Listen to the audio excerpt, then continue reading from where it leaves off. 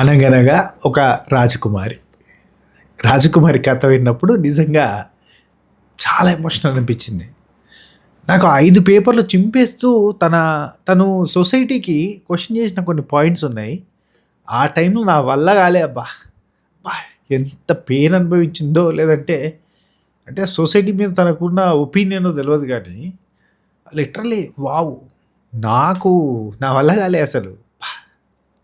5 points చెప్తా. ఆ తర్వాత మిగతా ఎపిసోడ్ అంతా మాట్లాడుకుందాం. రాజకుమారి గురించి మాట్లాడతా నేను. ఆ తర్వాత మిగతా విషయాలు మాట్లాడతా. ఫస్ట్ పేపర్ చింపేస్తూ వాళ్ళ తల్లిదండ్రుల గురించి చెప్పింది.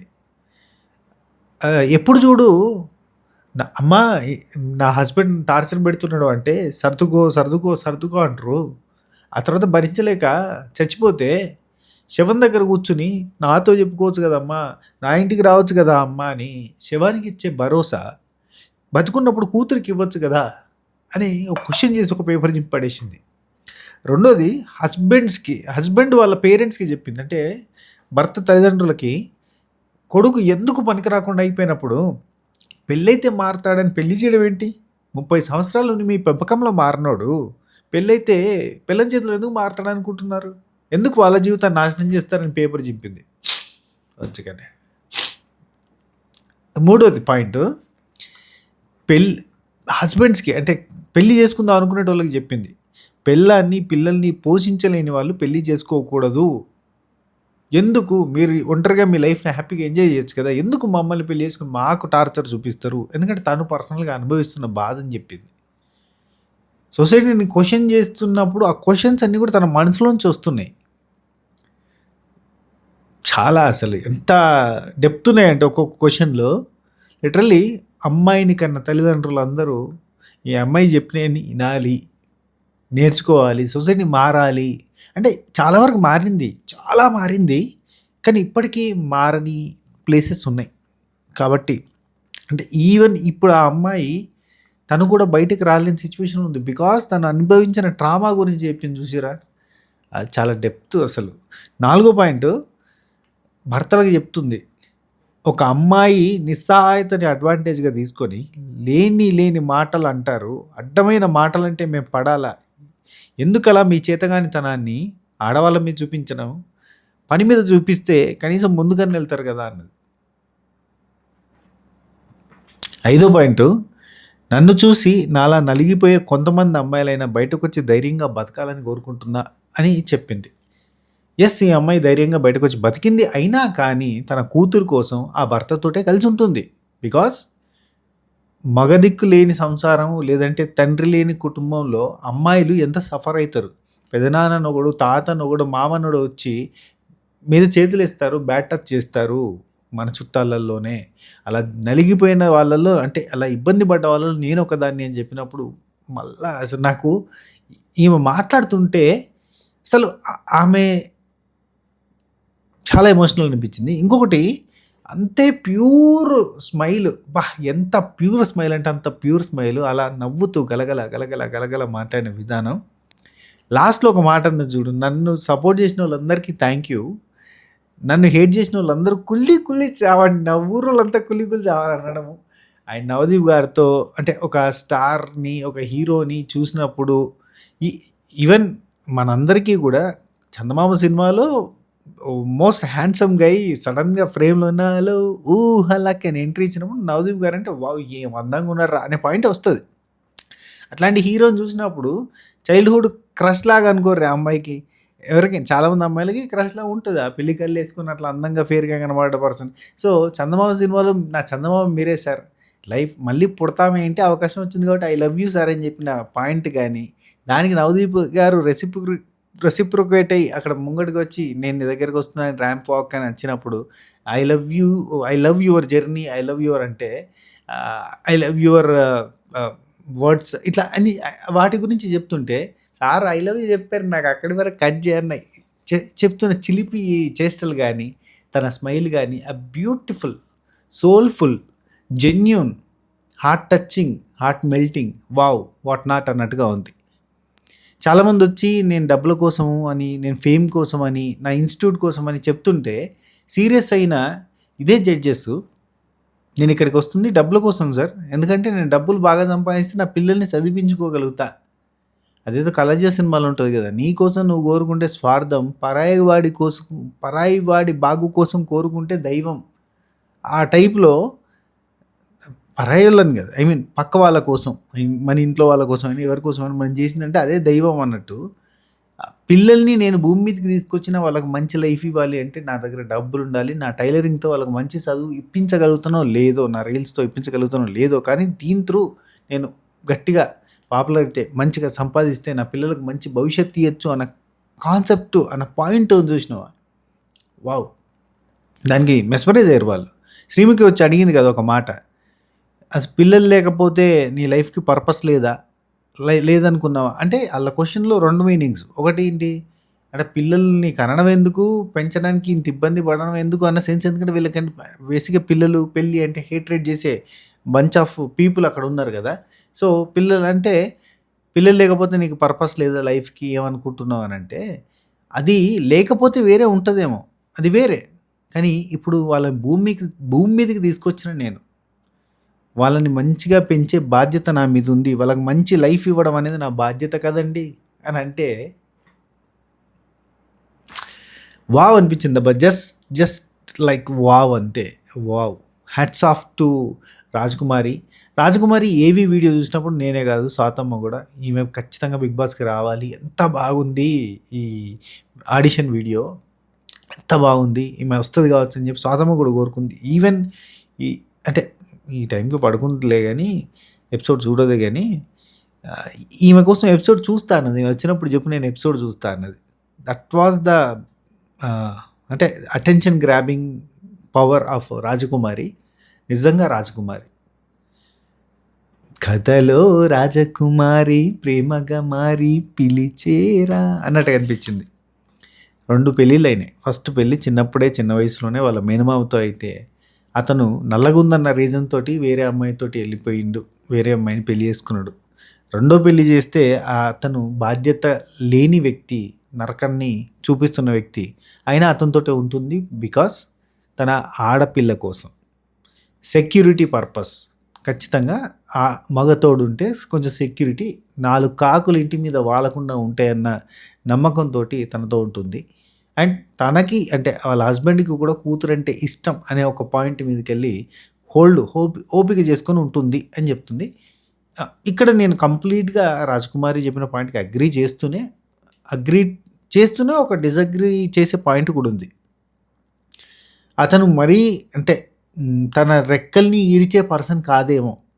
అంటే తన కలల్ని కూల్చే పర్సన్ కాదేమో. తన రెక్కల్ని ఇరిచి కలల్ని కూల్చే పర్సన్ అయితే ఆయన ఇన్‌స్టాగ్రామ్ రీల్స్ చేయడానికి కూడా ఒప్పుకోడు కదా! అని ఒక పాయింట్ అయితే ఉంది. ఎందుకంటే కంప్లీట్‌గా బాధ్యత తీసుకుంటలేడేమో, డబ్బులు సంపాదిస్తలేడేమో, ఇబ్బంది అయితుందేమో ఆమెకి అని, ఈమె చేస్తున్న పనిని ఆపడానికి ప్రయత్నం చేస్తలేడు కదా! అక్కడ నేను అతన్ని మెచ్చుకుంటా ఖచ్చితంగా. కంప్లీట్‌గా అతన్ని నెగెటివ్ ఉండొచ్చేమో. ఈమె చెప్తున్న మాటలను బట్టి నెగెటివ్ ఉందేమో. అయినా ఈమె అతన్ని కంట్రోల్ చేయగలిగేంత స్థాయిలో అయితే ఉంది. నువ్వు సంపాదించలేకపోతే నేను కష్టపడుతున్నా, నన్ను ఆపొద్దు అంటే ఆగిపోయే రకం మనిషి ఉన్నట్టున్నాడు. అందుకని చెప్పి ఈమె కంటిన్యూ అవ్వగలుగుతుంది. అదర్‌వైజ్ కంటిన్యూ అవ్వలేదు కదా! అని ఒక పాయింట్ అయితే వచ్చింది. అంటే 2 ఉంటాయి. ప్రోస్ ఉంటాయి, కాన్స్ ఉంటాయి కాబట్టి 2 చెప్పే ప్రయత్నం చేస్తున్నా. అండ్ ఈమె స్టోరీలో saddest part and heart touching point అయితే ఆ బోన్ ఫ్రాక్చర్ అయిపోయిన తర్వాత సైడ్ అంతా కూడా నేను ఆమెని ఫాలో చేస్తుంటా యాక్చువల్లీ. చాలా ఇయర్స్ నుంచి, అంటే చాలా రోజుల నుంచి నేను మంత్సో, ఇయర్సో తెలవదు. నాకు ఒక రీల్ సజెస్ట్ అయినప్పుడు నేను ఫాలో కొట్టిన. అదేంటి మద్దాలి శివారెడ్డి అని. నేను సేవ్డ్ వీడియోస్‌లో ఉంటది నాకు యాక్చువల్లీ అది. అది నేను రీల్ చేద్దాము అని అప్పుడప్పుడు నాకు రీల్స్ చేయబుద్ధి అయితది. ఎప్పుడో ఒకసారి చేత్తా కదా! సో, మద్దాలి శివారెడ్డి డైలాగ్ ఉంటది చూడు మన 'రేసుగుర్రం' సినిమాలో. ఆ యాక్టింగ్ చాలా బాగా చేసింది. నేను ఈ అమ్మాయి రీల్ సేవ్ చేసుకొని పెట్టుకున్నా. అప్పుడు ఫాలో కొట్టిన. ఆమె ఎప్పుడు పెట్టిందో రీల్ నాకు తెలవదు. అప్పటి నుంచి నేను ఫాలో ఉన్నా. నాకు యాక్సిడెంట్ అయిన జర్నీ కూడా కాదు, క్లోజ్డ్ ఫేస్ తోటి రీల్స్ చేసేటప్పుడు అప్పుడు నాకు సజెషన్ వచ్చింది. అప్పుడు చూసిన. ఆ తర్వాత యాక్సిడెంట్ అయినప్పుడు రీల్స్ బాగా సజెస్ట్ అయినాయి. అవి చూసిన. ఆ తర్వాత మద్దాలి శివారెడ్డిది ఫాలో కొట్టిన. బా చేస్తది యాక్టింగ్. అభినయమే నేను అప్పుడే అనుకున్నా. నల్లగున్నా గానీ భలే కాన్ఫిడెంట్‌గుంది. అసలు యాక్సిడెంట్ తర్వాత మళ్ళీ రీస్టార్ట్ అయినదైతే గూస్ బంప్స్ వచ్చినాయి నాకు. అమ్మో! ఈ ఏంది అమ్మాయి అసలు యాక్సిడెంట్ అయిన తర్వాత ఆ ఫ్రాక్చర్డ్ వీడియోలు పెట్టింది. ఆ తర్వాత మళ్ళీ దాంతో వచ్చి రీల్స్ చేస్తుంది. అభినయంతో మెప్పిస్తుంది. యాక్టింగ్‌తో మెప్పిస్తుంది గదా! వావ్! అన్న ఫీలింగ్ వచ్చింది. గూస్ బంప్స్ మూమెంట్ అనిపించింది. ఆ అమ్మాయి ఈరోజు ఈ స్టేజ్ మీదకొచ్చిందంటే ఈ జడ్జిమెంట్లు కొంచెం ఇరిటేటింగ్‌గా ఉన్నాయి మిగతా వాళ్ళ విషయంలో. మాటలు జారుతున్నారు. ఇష్టమున్నట్టు మాట్లాడుతున్నారు. దాని గురించి ఒక స్పెసిఫిక్ డెడికేటెడ్ వీడియో ఒకటి చేసిన. యాక్చువల్లీ నేను కాదు. నాకు కొంతమంది మెసేజ్ పెట్టిర్రు. అన్న నాకు అంటే అన్‌ఫెయిర్‌గా అనిపిస్తుంది జడ్జెస్‌లో కొంతమంది మాట్లాడుతున్న మాటలు. ఎస్పెషల్లీ బాడీ షేమింగ్ చేసిండు నిన్న అభిజిత్. ఏ భయంకరంగా ఉన్నావు కాబట్టి భయపడ్డాను ఒక బాడీ షేమింగ్ చేసిండు. జస్ట్ ట్రిగ్గర్ అయ్యి. సో, వాటి మీద నేను మాట్లాడదంటే ఒక కాల్ తీసుకొని నేను మాట్లాడినా. వేరే వాళ్ళు కాల్ మాట్లాడితే అది వీడియో చేసిన. సో, అది పెడతా. ఖచ్చితంగా పెడతా. రేపు పెడతా. కానీ నాకు మళ్ళీ జడ్జెస్ రాజకుమారి దగ్గర చాలా పాజిటివ్ ఎనర్జీ ఇచ్చిర్రు గదా! నాకు అంటే అందరిని తిడుతున్నారు. ఆ బురదలో బొర్రిచ్చుడేంది పందిలాగా ఈరోజు ఎపిసోడ్‌లో చెండాలం చేసిర్రు గానీ, రాజకుమారిని రిసీవ్ చేసుకున్న విధానం అండ్ రాజకుమారి మాట్లాడిన విధానం ఇదంతా గూడా చాలా బాగా అనిపించింది. సో, జడ్జెస్‌కి ఉన్న నెగటివిటీ ఉంటది చూడు, దాన్ని డస్టర్‌తో తుడవడానికి వచ్చినట్టుగా అనిపించింది రాజకుమారి నిజంగా. పైనుంచి ఇట్లా భూమి మీదకి దిగొచ్చింది. అట్లా అనిపించింది నాకు. వాళ్ళ కోసం వచ్చింది. వాళ్ళని పాజిటివ్ చేయడానికి వచ్చింది. ఎంత పాజిటివ్ కంటెంట్ అంటే చాలా రోజుల తర్వాత మళ్ళీ ఒక టీవీ షోకి ఎమోషనల్ అవ్వడం. అప్పుడెప్పుడో కొన్ని సీజన్స్ బ్యాక్ 'బిగ్ బాస్' చూసి ఎమోషనల్ అయిన కొన్ని సిట్యుయేషన్స్ ఉండే. 'సన్నీ' టైంలో కావచ్చు, ఈవెన్ సీజన్ 7లో కావచ్చు, కొంత ఎమోషనల్ అయిన సిట్యుయేషన్స్, భావోద్వేగానికి గురైన సిట్యుయేషన్స్ అట్లాంటివి ఉండే. మళ్ళా చాలా రోజుల తర్వాత రాజకుమారి స్టోరీ విన్నప్పుడు కానీ, రాజకుమారి మాట్లాడిన పాయింట్స్ కానీ, అండ్ ఎస్పెషల్లీ యాక్సిడెంట్ తర్వాత ముఖం పాడైపోతే బోనంతా పోతే అలా చిన్న కొడుకు తన భుజం మీద ఇక్కడ నెత్తికి మెత్త పెట్టుకోకుండా ఐ మీన్ తలగడ పెట్టుకోకుండా ఇట్లా చెయ్యి మీద పండుకుంటాడు. అసొంటోడు నా దగ్గర పట్టుకొని పండుకుంటాడు. అసొంటోడు నా యాక్సిడెంట్ తర్వాత నా మొహాన్ని చూసి భయపడి నా దగ్గరికి రాలేదు, దూరంగా పారిపోయిండు అని అంటంటే గుండెలు పిండినట్టు అనిపించింది. ఎందుకంటే చిన్నపిల్లలు తల్లిని పట్టుకొని పడుకుంటారు. ఇప్పుడు మా రుద్రాంశి గాడు అమ్మని పట్టుకొని పడుకుంటాడు. అట్లాంటిది తల్లిని చూసి భయపడి పారిపోతే తల్లి పరిస్థితి ఎట్లుంటుంది అనేది మనం అర్థం చేసుకోగలుగుతాం. అంత ట్రామా అనుభవించిన కాన్ఫిడెన్స్ లెవెల్ ఏంది, ఆ ఎనర్జీ ఏంది, ఆ ఆరా ఏంది, ఆ పాజిటివ్ వైబ్ ఏంది తన చుట్టూ. ఏం పర్సన్ రా, సూపర్ రా అన్న ఫీలింగ్ వచ్చింది. సూపర్, అసలు super. Very inspiring lady. Judges కూడా అసలు వెరీ ఇన్స్పైరింగ్ లేడీ. అసలు శ్రీముఖి అంటాను చూడరి, ఇక కంటిన్యూగా మాట్లాడుతుంది. మనం ఏదైనా పాయింట్ పెడుతున్నప్పుడు దాన్ని కట్ చేసి దానికి ఇంకొక పాయింట్ యాడ్ చేసి మాట్లాడుతుంది. కీప్ ఆన్ టాకింగ్ ఉంది. ఇట్లాంటి పర్సన్ కదా కావాల్సింది అని. ఎస్, ఇట్లాంటి పర్సన్ కావాలి బిగ్ బాస్ షోకి. ఇట్లాంటి పర్సన్ నీడెడ్. ఇట్లాంటి పర్సన్ రావాలి. Very very very very impressive. ఆ తర్వాత నవదీప్ గారు కూడా అనగనగా ఒక ఊరిలో ఒక రాజు ఉండేటోడు, అనగనగా ఒక రాజు, ఇట్లాంటి కథలు చెప్పినట్టుగా అనగనగా ఒక ఊరిలో రాజకుమారి ఉండి అని చెప్పేవాళ్ళు కదా, ఆ రాజకుమారి నువ్వే అన్నట్టుగా మాట్లాడిన విధానం కానీ, అభిజిత్ ఉండి హానెస్టీ ముక్కుసూటిగా ఆన్సర్ చెప్పే విధానం, ఇవన్నీ నాకు చాలా బాగా నచ్చినాయి. అండ్ నీ యాటిట్యూడ్ నచ్చింది అన్నట్టుగా తను ఇచ్చిండు గ్రీన్. అండ్ బిందు మాధవ్ ఉండి కంటెంట్ క్రియేషన్ అన్నావు కదా, ఏం చేస్తావు చెప్పంటే ఒక సీన్ చేసి చూపించింది, దుమ్ము దులిపింది. నేను చెప్తున్నా యాక్టింగ్ సంపించి పెడుతుంది. ఎప్పటి నుంచి చేస్తున్నావు అంటే చిన్నప్పటి నుంచి ఇంట్రెస్ట్ అని చెప్పింది. ఇక చందమామ సినిమాలో ఆయన చందమామ అని చెప్పి అంటే నేను ర్యాంప్ వాక్ చేస్తా మీతో అన్నట్టుగా చెప్పడం, శ్రీముఖి ఆయన పక్కన ఉండాలని అనిపించిందా అంటే ఇప్పుడు కూడా ఉందండి పక్కన ఉండాలని అని చెప్పి అనడం, ఆ తూగో జిల్లా ఫ్లేవర్ చాలా మంచిగా అనిపించింది కదా. మనకి భాషల మీద హేట్రేట్ ఉండదు సామాన్యంగా. మీకుగా నా మీద, నాకు మీ మీద ఎటువంటి అంటే తెలంగాణ వాళ్ళకి ఆంధ్ర మీద, ఆంధ్ర వాళ్ళకి తెలంగాణ మీద భాషల మీద హేట్రేట్ ఏమి ఉండదు. అందరూ స్వచ్ఛంగా అన్ని యాసల్ని ప్రేమిస్తారు. కొంతమంది చీడపురుగుల వల్ల మొత్తం చెడుతుంది అంతే తప్ప, అంటే పక్క భాషని అవమానించడం అనేది మొదలైనప్పుడు ఖచ్చితంగా హర్ట్ అవుతారు. ఆ అవమానించడం అనేది జరగద్దు. ఎందుకంటే అన్ని భాషలు అందంగా ఉంటాయి, అన్ని భాషల ఫ్లేవర్ ఖతర్నాక్ ఉంటుంది. ఇప్పుడు చూడు రాజకుమార్ మాట్లాడుతుంటే ఎంత సోల్ఫుల్గా అనిపించింది, ఎంత స్వీట్గా అనిపించింది, ఎంత సొంపుగా అనిపించింది. నవదీప్ అన్న స్టేజ్ మీదకి వచ్చిన తర్వాత ర్యాంప్ వాక్ చేసింది చూడండి, ఎంత స్టైల్గా చేసింది, ఎంత ఎక్సలెంట్గా చేసింది ర్యాంప్ వాక్. సూపర్. ఇక్కడ ఐ లవ్ యూ సార్ అని చెప్పడానికి అది ఇంప్రెస్ చేస్తే ర్యాంప్ వాక్ చేస్తుందంటే పెన్ను పేపర్ ఇస్తే ఫ్యాడ్ ఇస్తే అంటది. ఒక పెన్ను, ఫ్యాడు, పేపర్ ఇస్తే ఇంప్రెస్ చేస్తానండి అంటది. ఎంత క్యూట్‌గా అనిపించింది. ఆ తర్వాత రాసింది కదా! రైట్ టు లెఫ్ట్ కాకుండా అంటే రైట్ టు లెఫ్ట్ కాకుండా రివర్స్‌లో రాసింది. ప్రతి వర్డ్‌ని లెఫ్ట్ టు రైట్ రాయడం రివర్స్‌లో రాసి అద్దంలో చూస్తే ప్రాపర్‌గా కనబడేటట్టు రాసింది. That was a wonderful skill. Very rare. అద్భుతమైన టాలెంట్ ఉంది. సో, తను ఇంప్రెస్ చేసింది. చేసిన తర్వాత ర్యాంప్ వాక్ చేసేటప్పుడు కుళ్ళి కుళ్ళి చావండి మా ఊరోళ్ళంతా అని చెప్పి అనడం. చాలా అంటే చాలా అండి. పేరే కాదు నువ్వు కూడా రాజకుమారివే అని చెప్పి పేరులోనే కాదు నీలో కూడా రాజకుమారి ఉంది. నువ్వు గ్రీన్ శారీ వేసుకొని వచ్చావుగా నేను కూడా గ్రీన్ ఇస్తాను అన్నట్టుగా బిందు గారు గ్రీన్ ఇవ్వడం. సో, మొత్తానికైతే రాజకుమారి హ్యాపీ స్మైల్స్ తోటి వెళ్ళడం, నెక్స్ట్ లెవెల్‌లో చూద్దాం అనడం. ఇదంతా కూడా ఒక బ్యూటిఫుల్‌గా అనిపించింది. సో, రాజకుమారి స్టోరీ మనం మాట్లాడుకున్నాం ఇప్పటిదాకా. మిగతా ఎపిసోడ్ అంతా నేను తర్వాత నెక్స్ట్ వీడియోలో మాట్లాడతా. ఎందుకంటే ఇవి అంటే నాకు ఇది సెపరేట్‌గా చేద్దాం అనిపిస్తుంది. ఇప్పుడు సెపరేట్‌గా పెట్టాలి అనిపిస్తుంది కాబట్టి పెట్టేస్తున్నా. నెక్స్ట్ ఇదంతా అంటే మిగతా వాళ్ళందరి గురించి నెక్స్ట్ వీడియోలో మాట్లాడతా. ఓకేనా? సరే.